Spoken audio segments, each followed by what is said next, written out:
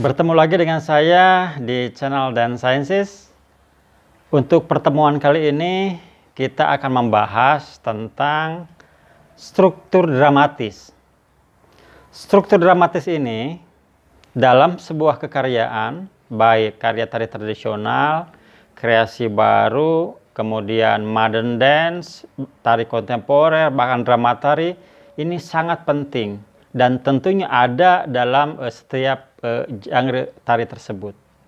Nah, dalam drama tari, struktur dramatik ini memegang peranan yang paling penting. Bagaimana kita mengkomposisikan sehingga cerita itu bisa terstruktur dan penonton bisa dapat menangkap maksud dan tujuan dari karya drama tari ini. Oleh sebab itu, baik sekarang kita akan menjelaskan tentang apa yang dimaksud dengan struktur dramatis, kemudian siapakah yang mempeloporinya, kemudian bagaimana aplikasinya dalam pertunjukan tari atau dalam kekaryaan drama tari. Selamat menyaksikan. Struktur dramatik pada drama tari. Pada drama tari terdapat tema yang dinamakan dengan tema literer dan tema non-literer. Tema literer adalah karya tari yang digarap dengan tujuan untuk menyampaikan pesan-pesan seperti dongeng, legenda, sejarah, pantun, dan lain-lain. Struktur cerita ini dibangun dari awal hingga akhir dengan sangat runtut dan jelas sesuai dengan jalan ceritanya dan merupakan rangkaian dari sebuah kejadian atau peristiwa.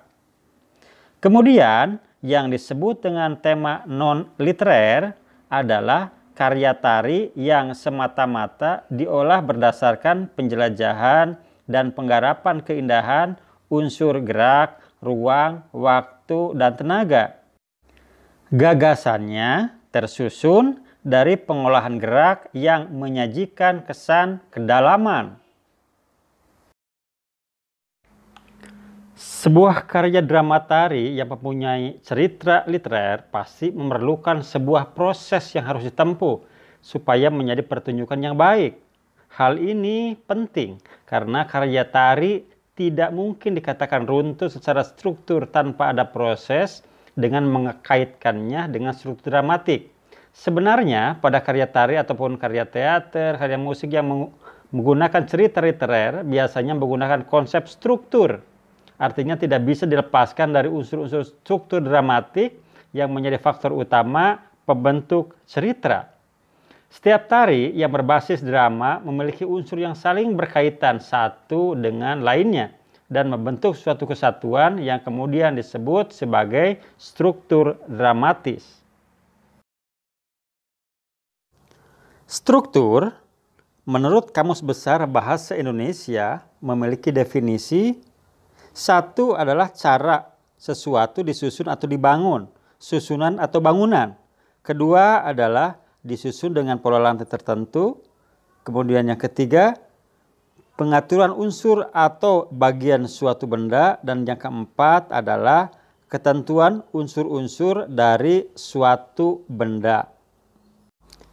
Struktur tentu sangat penting karena struktur merupakan komponen paling utama dan merupakan prinsip kesatuan laku atau unity of action dalam drama ataupun drama tari yang sistematika pembicaraannya dilakukan dalam hubungan dengan alur ataupun plot dan penokohan.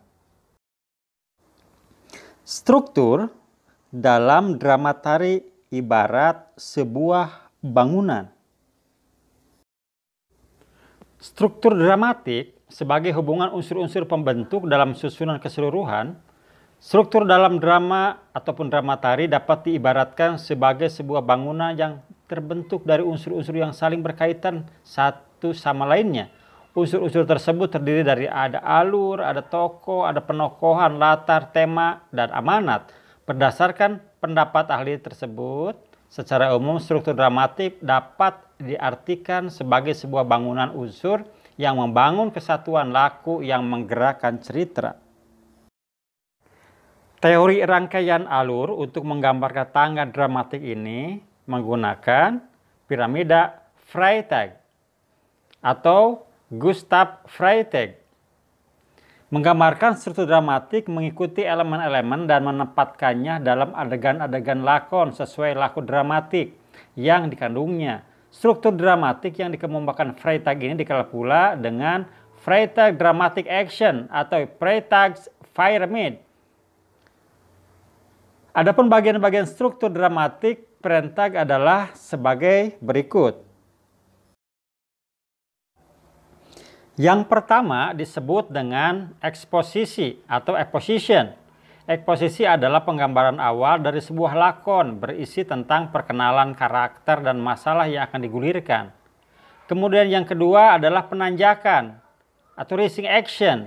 Pada tahapan ini mulai terjadi kerumitan atau komplikasi yang diwujudkan menjadi jalinan peristiwa. Di sini sudah mulai dijelaskan laku karakter untuk mengatasi konflik dan tidak mudah untuk mengatasinya sehingga timbul rasa frustrasi, ketakutan, ataupun kemarahan. Kemudian C adalah konflik atau konflik. Konflik ini semakin rumit dan membuat karakter-karakter yang memiliki konflik semakin tertekan serta berusaha untuk keluar dari konflik tersebut. D. Klimaks. Klimaks adalah puncak dari laku lakon dan titik kulminasi. Pada titik ini semua permasalahan akan terurai dan mendapatkan penjelasan melalui laku karakter maupun lewat dialog ataupun non-dialog atau gerak-gerak dalam drama tari yang disampaikan oleh pemeran ataupun penari. E adalah resolusi atau falling action. Tahapan ini adalah penurunan emosi lakon. Penurunan ini tidak saja berlaku bagi emosi lakon tapi juga untuk menurunkan emosi penonton. Falling action ini juga berfungsi untuk memberi persiapan waktu pada penonton untuk merenungkan jalinan peristiwa yang telah terjadi. Titik ini biasanya ditandai oleh semakin menurunnya emosi permainan dan volume gerak ataupun struktur gerak penari lebih bersifat tenang. F adalah konklusi atau conclusion, tahap penyelesaian dari lakon tersebut, baik berakhir dengan bahagia ataupun menderita. Pada konteks tari non-literer, penggunaan struktur dramatis harus juga dilakukan. Di dalam bukunya yang berjudul Elemen-elemen Dasar Tari tahun 1926, Lamery mengemukakan bahwa desain dramatik dari sebuah komposisi adalah tanjakan emosional, klimaks, dan jatuhnya keseluruhan.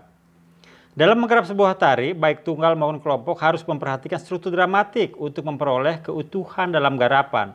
Satu garapan tari yang utuh adalah sebuah cerita yang terdiri dari pembuka, klimaks, dan penutup.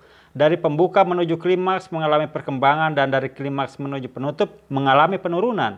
Desain dramatik dalam tari dibagi menjadi dua, yaitu desain kerucut tunggal dan desain kerucut berganda.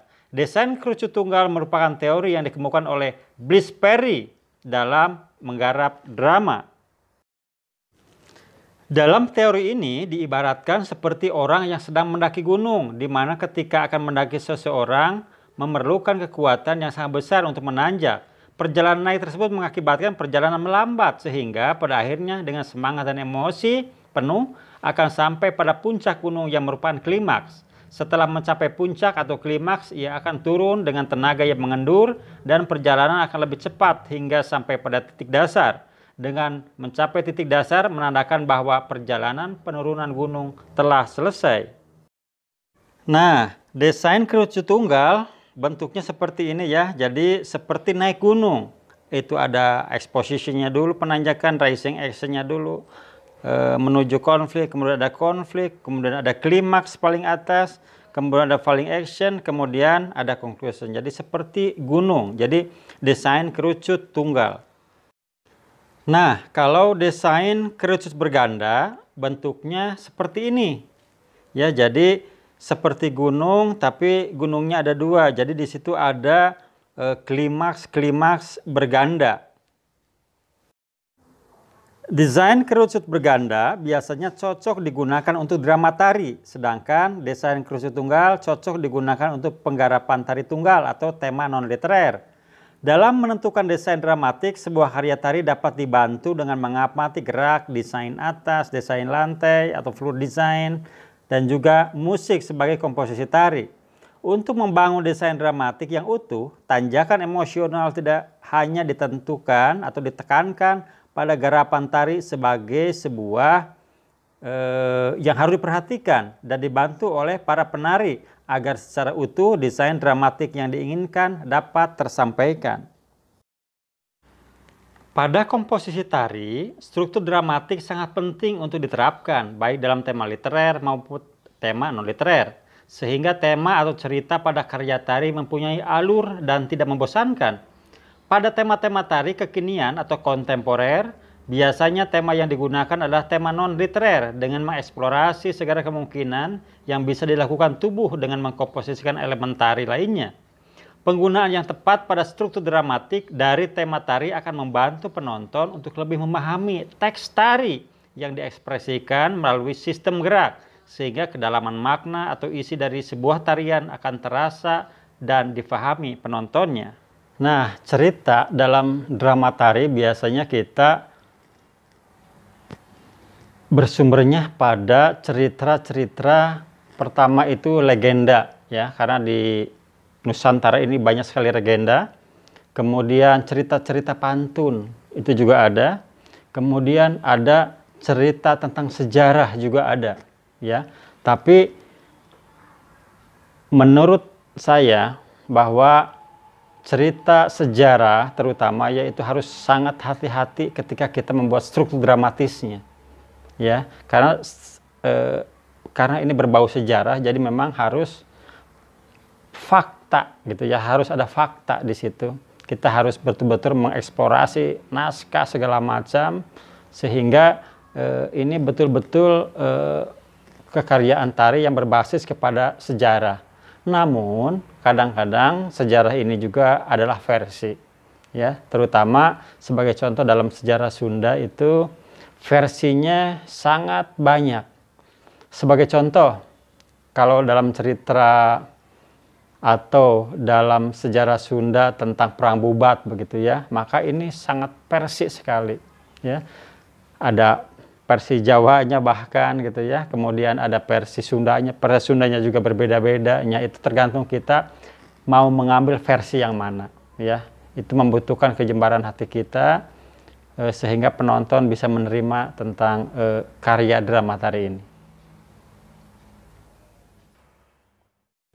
Nah, ini adalah contoh bagaimana cara mengaplikasikan teori tadi ya, teori struktur dramatis tadi ke dalam sebuah karya drama tari. Karya drama tari ini judulnya Citra Resmi Labuh Pati, yaitu produksi mahasiswa pendidikan tari Universitas Pendidikan Indonesia. Kebetulan saya sebagai pembimbing pada saat itu.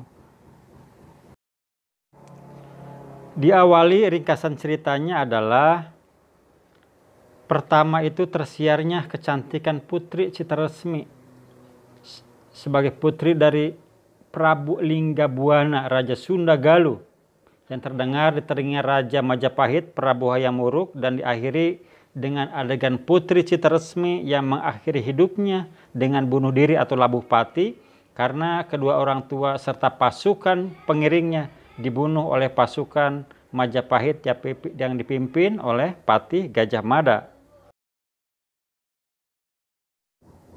Babak 1 atau pada tahap exposition, ceritanya adalah menceritakan keinginan Prabu Hayam Wuruk untuk mempersunting Putri Citra Resmi sebagai calon permaisuri. Babak ini menceritakan Raja Hayam Wuruk yang sedang gundah gulana. Kemudian ia mengirim juru lukis ke berbagai kerajaan untuk mengabadikan gambar putri-putri raja, termasuk Putri Dyah Citra Resmi atau Dyah Pitaloka di kerajaan Sunda. Pada tahap rising action, menceritakan Maharaja Linggabuana menyetujui perkawinan yang akan dilakukannya di Majapahit. Babak ini menceritakan Maharaja Linggabuana yang merupakan ayah dari Citra resmi menyetujui lamaran Prabu Hayam Wuruk untuk mempersunting anaknya walaupun perkawinannya akan diselenggarakan di Majapahit. Babak 3 atau konflik menceritakan pertengkaran Patih Madu dengan Patih Gajah Mada. Pasukan Gajah Mada telah bersiap untuk menyambut kedatangan para pengiring pengantin di Tegal Bubat. Patih Gajah Mada mengatur siasat agar rencana yang telah dibuatnya berjalan mulus, yaitu menaklukkan kerajaan Sunda dengan siasat perkawinan. Alhasil, pertengkaran pun terjadi. Ki Patih Madu bertengkar dengan Patih Gajah Mada yang menyatakan bahwa Putri Citra Resmi bukanlah sebagai calon permaisuri, tetapi sebagai upeti, maka pertempuran pun terjadi. Babak 4 adalah klimaks yang mengisahkan pertempuran pasukan Patih Gajah Mada atau Majapahit dengan pasukan kerajaan Sunda sehingga terbunuhnya pasukan pengiring pengantin oleh pasukan Gajah Mada, termasuk Maharaja Linggabuana dan Putri Citra Resmi yang melakukan bunuh diri atau labuh pati daripada harkat dan martabat kerajaan Sunda diremehkan oleh Majapahit. Kemudian dilanjutkan dengan adegan kelima atau fase falling action. Babak ini menceritakan kesedihan Raja Hayam Wuruk ketika mendengar Putri Citra Resmi calon permaisurinya terbunuh di Tegal Bubat. Pada babak terakhir adalah disebut dengan conclusion. Conclusion adalah sebuah penyelesaian. Babak ini menceritakan panasnya iklim politik di kerajaan Majapahit membuat Patih Gajah Mada dan pasukannya harus membunuh semua pengiring pengantin kerajaan Sunda yang bertujuan untuk memperluas tanah kekuasaan Majapahit. Sehingga ia merasa dikhianati oleh para petinggi kerajaan dan akhirnya ia memilih untuk meninggalkan tahtanya, meninggalkan jiwa dari raganya dengan cara bertirakat atau mokswa. Nah, demikian penjelasan saya tentang apa yang dimaksud dengan struktur dramatis. Siapakah yang menciptakan teorinya, kemudian bagaimana aplikasinya dalam drama tari, ya. Jadi ketika para mahasiswa atau para seniman akan menggarap sebuah karya tari ataupun drama tari, maka harus sangat diperhatikan sekali bahwa struktur dramatis itu adalah sangat-sangat penting.